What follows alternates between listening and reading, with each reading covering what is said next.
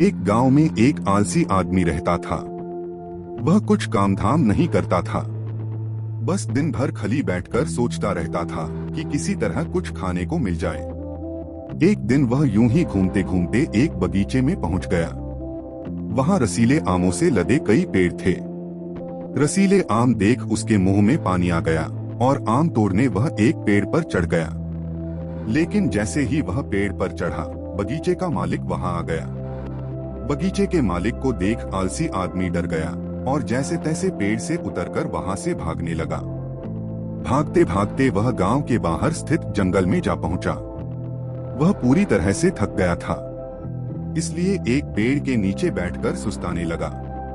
तभी उसकी नजर एक लोमड़ी पर पड़ी। उस लोमड़ी की एक टांग टूटी हुई थी और वह लंगड़ाकर चल रही थी। लोमड़ी को देख आलसी आदमी सोचने लगा कि ऐसी हालत में भी इस जंगली जानवरों से भरे जंगल में ये लोमड़ी बच कैसे गई, इसका अब तक शिकार कैसे नहीं हुआ। जिज्ञासा में वह एक पेड़ पर चढ़ गया और वहां बैठकर देखने लगा कि अब इस लोमड़ी के साथ आगे क्या होगा।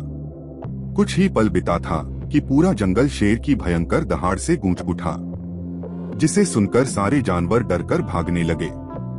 लेकिन लोमड़ी अपनी टूटी टांग के साथ भाग नहीं सकती थी। वह वहीं खड़ी रही। शेर लोमड़ी के पास आने लगा।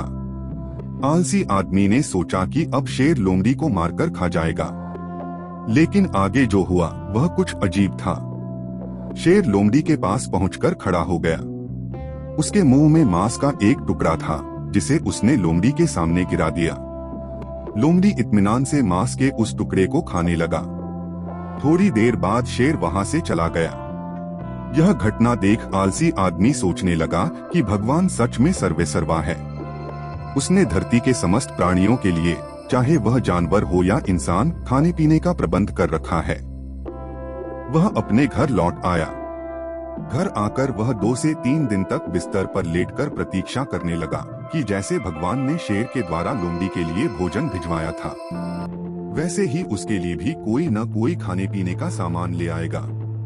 लेकिन ऐसा कुछ नहीं हुआ। भूख से उसकी हालात खराब होने लगी। आखिरकार उसे घर से बाहर निकलना ही पड़ा। घर के बाहर उसे एक पेड़ के नीचे बैठे हुए एक बाबा दिखाई दिए।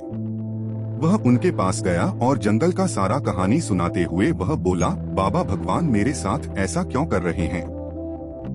उनके पास जानवरों के लिए भोजन का प्रबंध है, लेकिन इंसानों के लिए नहीं। बाबा ने उत्तर दिया, बेटा, ऐसी बात नहीं है। भगवान के पास सारे प्रबंध है, दूसरों की तरह तुम्हारे लिए भी, लेकिन बात यह है कि वे तुम्हें लोमड़ी नहीं शेर बनाना चाहते हैं। इस कहानी सीखने योग्य यह बात है कि हम सबके भीतर क्षमताओं का असीम भंडार है। बस अपनी अज्ञानतावश हम उन्हें पहचान नहीं पाते और स्वयं को कमतर समझकर दूसरों की सहायता की प्रतीक्षा करते रहते हैं। स्वयं की क्षमता पहचानिए, दूसरों की सहायता की प्रतीक्षा मत करिए। इतने सक्षम बनिए कि आप दूसरों की सहायता कर सकें।